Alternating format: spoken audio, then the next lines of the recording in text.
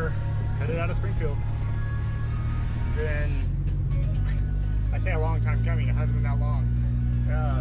I mean, I think it was a month ago I decided to basically go on this great adventure, and it took all of about 3 weeks to make it happen, maybe closer to a month, including selling the house. And we're on the road. Let's go.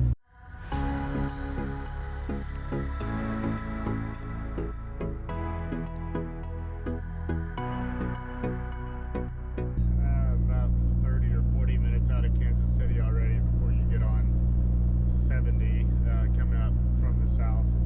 As you can tell, the sun is obviously in my eyes, so sorry for that. Probably a little bit washed out. Every time I go out to Colorado, there's always this point where you get on 70 and you get this ridiculously high mileage number, and it's like, stay on 70 for 638 miles.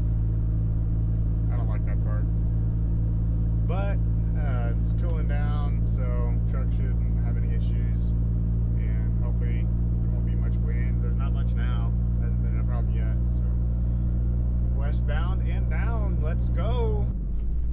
Gonna stop and get some gas. Saying I've got 77 miles to empty, but I'm only getting like 8.5 miles per gallon, so my guess is that number's a little bit off. And out here in Kansas, some of these are pretty long hauls between stations, so I'm gonna go ahead and fill up and say ouch as I empty my wallet real quick.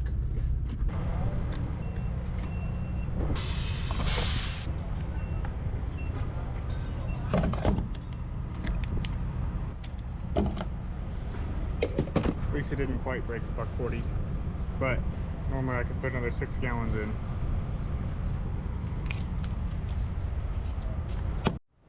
You'll walk around real quick, show you the rig I'm running.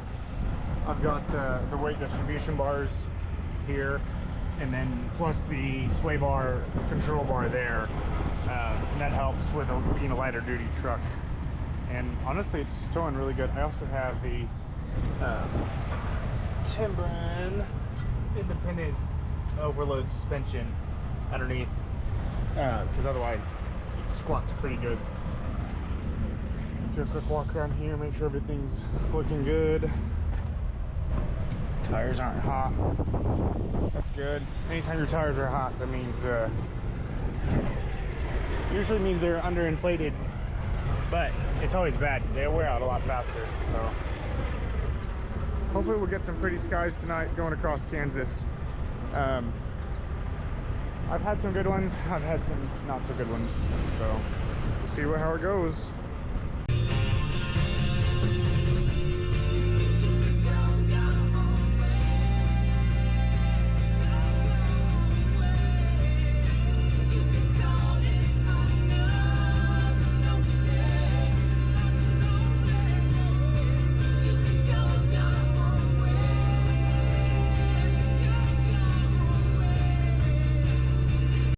Of employees who were taking a short computer training course. Half of the employees were put into a fixed mindset. He told them it was all a matter of how much ability they possessed. The other half were put in a growth mindset. He told them that computer skills could be developed through practice. Everyone steeped in these mindsets then proceeded with the course. Although the two groups started off with exactly equal confidence in their computer skills, by the end of the course they looked quite different. Those in the growth mindset gained considerable confidence in their computer skills as they learned, despite the many mistakes they inevitably made. But because of those mistakes, those with the fixed mindset actually lost confidence in their computer skills as they learned. A remarkable thing I've learned from my research is that in the growth mindset, you don't always need confidence. What I mean is that even when you think you're not good at something, you can still plunge into it wholeheartedly and stick to it. Actually, sometimes you plunge into something because you're not good at it. This is a wonderful feature of the growth mindset. You don't have to think you're already great at something to want to do it and to enjoy doing it.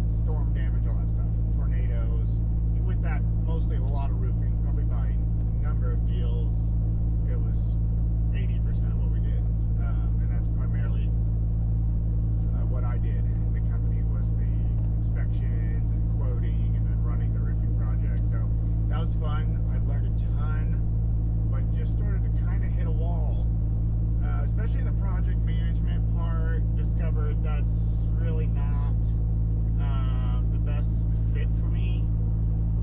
And camera's moving on me here. Okay, who knows? Maybe that'll hold better. This it's a cheap mount. I'm not very happy with it. I'll get some GoPro stuff here shortly. Anyway, maybe I'll cut that part out or something. So I just started to kind of hit a wall and was ready for an industry shift again, kind of, or not necessarily an industry shift, but really discovered the project management is not a good fit for my personality and skill sets. The stress was just getting to be too much, especially trying to run all the sales side and the project management. So I had a new opportunity come up within the same industry, roofing, and especially a lot of insurance stuff, to do just sales. So I made the shift to do that to another company, and long story short, it didn't go well due to some really just integrity issues on the part of the owner of the company I went to, and then just some really different views on how business should be done and how clients should be treated. That went south, and it didn't end well. Got cheated quite a bit of money, and but in hindsight, like most things that have gone less than well, I guess you could say, in my life, just try to learn from it and take what you can out of the experience. So I went back to my prior company, NAV, that same general contractor I've been with the last couple of years. They were happy to have me on kind of an interim basis, and I told them, hey, I don't know what I'm doing or where I'm headed career-wise at this point, but you know, if you guys can utilize me for a little bit, it'd be great for me to have something to do, and you know, hopefully I can help out. So I was doing that and just kind of all cogged up. I'm like, man, I don't know where I want to be moving towards right now, what type of career, and just kind of started getting bored in the roofing and construction industry, and then just some other different shifts as well, changing churches, and just a couple other personal changes in my life, just kind of bringing out, kind of closing a lot of different doors, I guess would be the better way to put it. And so I went and watched a movie actually with a couple of friends, and then we were just talking about life and kind of different things we were going through. And we actually laid down on the parking lot of the movie theater outside at night. We were just looking up at the stars and talking. I said, honestly, part of me just wants to leave everything and go on a crazy adventure, just travel and hike mountains and mountain bike and just meet new people and see new places, and one of them was like, well, why don't you just do it? And I was like, I don't know, it doesn't sound like a very responsible thing to do. And I was like, my dad would never go for that. And he's kind of he's pretty logical, and honestly just has done a super good job of kind of steering us towards good decisions and being responsible. But in that, you know, I was like, he's probably not going to go for this because it doesn't seem like the very responsible thing to do. So, but in that, I'm just feeling kind of turmoil, I guess, inside is the best way to put it. So I called him up and said, Dad, what are you doing? I said, are you at home? He said, yeah. I was like, can I talk to you? He was like, sure, come on over. So I went over there and probably just blabbed for the first 30 minutes, all convoluted. And I told him, I said, I'm just all cogged up inside. I said, I don't know what to think, or I'm having trouble processing through everything that's going on inside, just in direction, life direction, where to go. And it's not that I don't have opportunities. It's like in the week before, I had turned down a really good job opportunity, and I had another one that was kind of building up to look really good, and but I just didn't find myself wanting to make the moves. And I was like, I just don't know where I should be going or doing what I should be doing. And I said, honestly, Dad, I said, part of me wants to just sell everything and leaving and just go on an adventure. No destination, no end goal in mind, but to just go.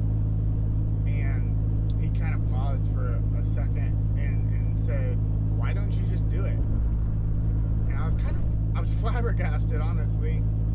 I was like, what? What'd you say? And he was like, why don't you just do it? And again, kind of back to what I just said a minute ago, he's pretty logical and responsible, and I couldn't believe he was embracing this wild idea I had. So we kind of started talking about what the reality of making it happen would look like, and real estate's been at an all-time high, and so selling my house was very feasible. I had already been talking to a realtor about doing it, and so I've been making progression and kind of getting rid of things and getting some things finished up on the house. Definitely, I mean, I've been in the middle of a big gut and remodel on it, and it's far from finished, but it's at a sellable point, you know, where someone could take it now and take it through the rest of the remodel. So, you know, it's a transition in my house, and then as we already went over, kind of career and job wise, changing churches, and so I hadn't gotten really plugged into the new church yet in terms of like leading a Bible study or weekly responsibilities, and kind of talking through the logistics, realized that if I was ever gonna do something like this, you know, a great travel adventure, now's the time to do it, because I can essentially do it and cut no ties. You know, there's obviously friendships and community I'm involved in locally, but you know, I didn't have to like walk out of a job. I didn't have to cut ties of responsibility at a local church. Didn't have to just do anything dumb or crazy to be able to make this happen. I could just simply sort of leave, and it wouldn't be that disruptive. So that night, I basically decided, well, what the heck, I'm gonna do this thing. And very shortly after, like within a few days, got my house listed for sale. Like I said, I had kind of already been working that direction, so I worked with just a killer realtor who did a fantastic job. Listed it on a Friday afternoon. We had an offer Monday morning, and we were under contract Tuesday morning that following week, so like 3-4 days in, and they wanted to close in 12 days. And I was like, well, okay. So it was time to get out. I had furniture, appliances, everything to sell, a shop full of tools and equipment, and so I just started strategizing, okay, how can I make this shift? If I want to go on the road, I can't take all this stuff with me, and not that I would want to. You know, the point of this is to simplify. So I started selling stuff. I mean, tons of stuff. Motorcycle I still had, like I said, all my furniture, my appliances, extra big tools I didn't need, giving stuff away to friends and family. And I was like, well, now I need to figure out what to do with all my tools, because I'm not taking those with me. So it's like, enclosed trailer. So I bought an enclosed trailer and talked with my brother, and he agreed to let me keep him at his place. And so that worked out really well, and just got a storage unit kind of for transition and everything. My camera's slipping here again. Okay, well, apparently whenever I was telling that story and fixing my camera on the GoPro mount, I accidentally turned the video off. So I'm editing these clips together for the video and realized the rest of the story is missing. Thankfully I was close to the end. I don't know exactly where I was going with it, but the quick snapshot is use a storage unit as transition, put my tools in the enclosed trailer at my brother's place, and spent about a week living at one of my other brother's houses. He had an extra guest bedroom. He and his wife were super gracious to let me stay there. And then once I got the RV, I lived there for about a week and a half at my brother's place where my tools were, just as I finished up last work projects and saying goodbye to people and getting things ready to go. So that's basically the story. There's probably some pieces I would have told before. As I was driving down the highway, I was kind of thinking about it all, whereas now I'm, you know, sort of hitting it on the spot. So I'm sitting here in the RV, actually editing some footage right now on the Mac, And so we'll throw this in there, and hopefully it'll be enough of an end explanation that it'll kind of put an end on the story. Anyway, back to the road trip. Alright, I'm somewhere in the middle of Kansas, and I mean like the part that's basically just plains of fields and windmills, and stopping off for a little bit of fuel, clean the windshield, and probably hit the John real quick. I never call it that, but it came to mind, so. And that light was really blue, that's crazy. The nice part about Love's is they're always open, and they're pretty much always clean, so. Makes them dependable. Alright. Grab you when we get back on the highway.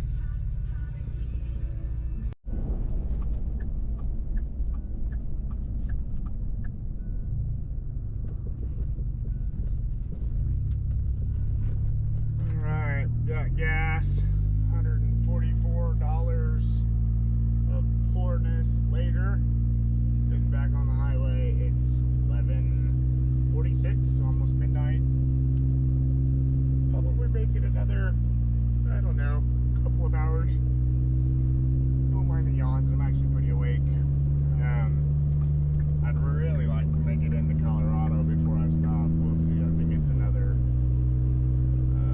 150-ish miles. There'll be a mile marker coming up here pretty quick.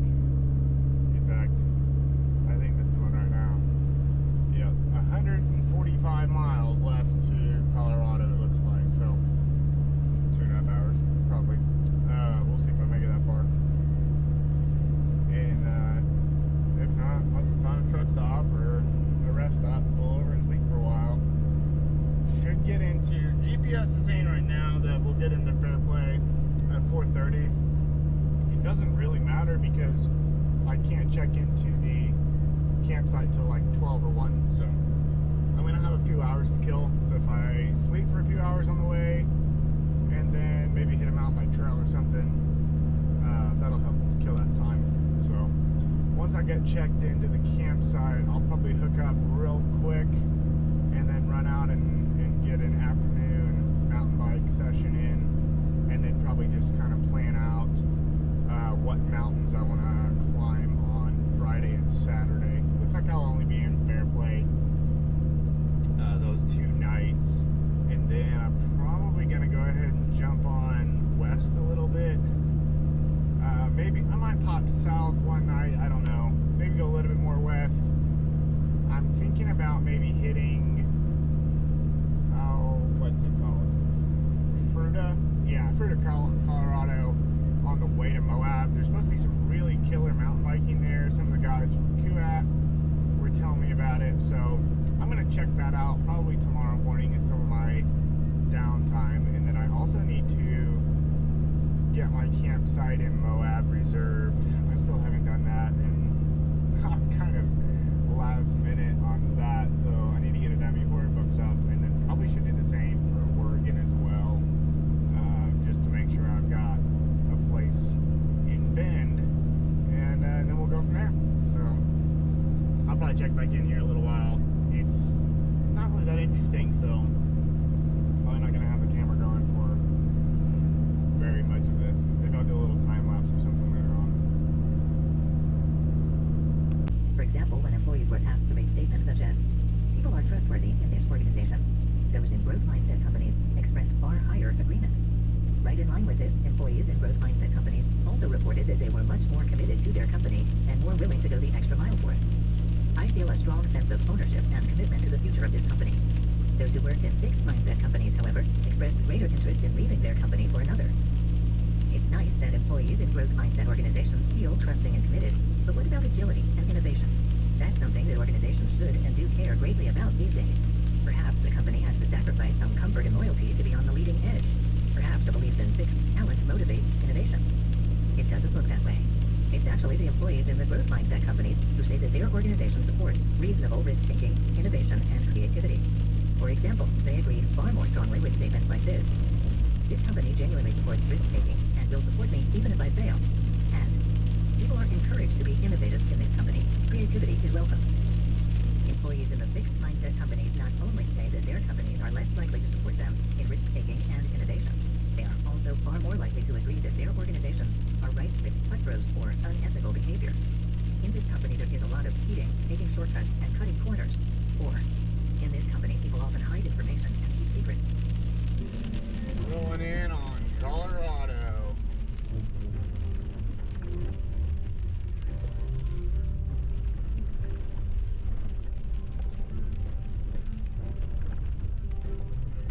There she be. It's raining. I'm definitely not going to get out.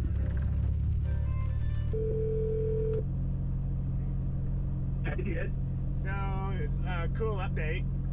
Yeah. So my buddy that lives in Leadville saw my story on Facebook, and he replied. He said, "Hey, when are you coming out here, or where are you going to be?" And I said, "Fair Play." He was like, "You want to go whitewater rafting on Saturday?" I was like, "Yeah, man." So he does. He's got his own rafts and outfitting stuff, and he does private trips. And he was like, "Hey, I'm taking a few of my friends on Saturday." He was like, "If you want to come, just help take care of gas and food, and you can just come." And I was like, That's awesome. "I'm in, man." You're like, that's what I'm here for sure. Yes.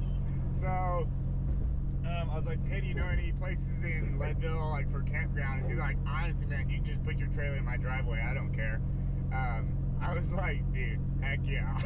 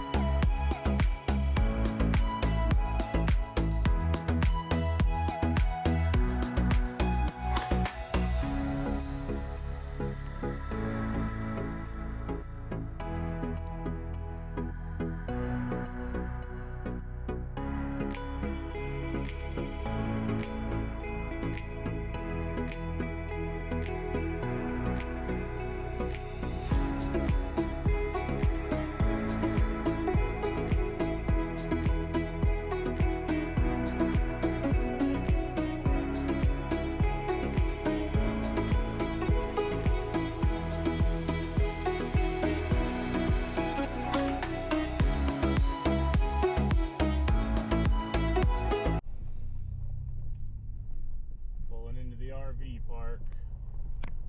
I've actually already got the RV here and hooked up, but I should have shot a quick video coming in earlier, and I didn't, so here we go. It's pretty nice up here. I think it's 67 degrees, and of course dry because it's Colorado, so I can take that. I'm gonna try to get the RV set up a little bit, and then do a quick Google search and probably try to find a mountain bike trail to go hit this afternoon, since I've got the time.